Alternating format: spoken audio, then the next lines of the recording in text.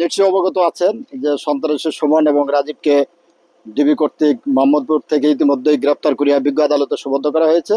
সোপর্দ করার পূর্বে তাকে জিজ্ঞাসাবাদে সে জানায় যে বরকুল এবং বন্ডল এলাকা তার 5টি আস্তানা রয়েছে।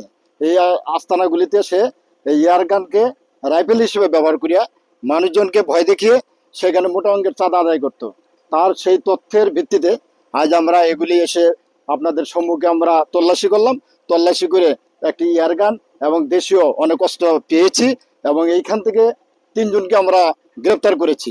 আমরা যে এয়ারগানটা আপনারা দেখতেছেন এটা আমরা মনে করতেছি যে এই এয়ারগানকে রাইফেল হিসেবে ব্যবহার করিয়া মানুষকে সে ভয়ভীতি দেখিয়ে আসতেছিল এবং তাদের কাছ থেকে চাঁদা আদায় করেছে, এটা আমরা ধারণা করতেছি।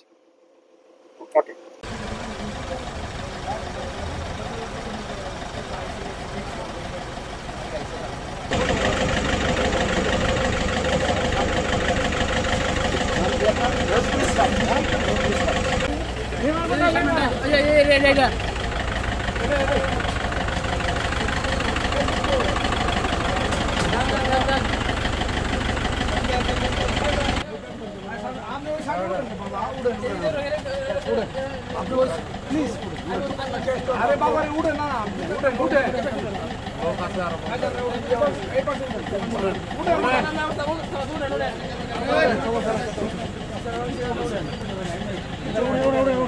তথ্য নেওয়ার জন্য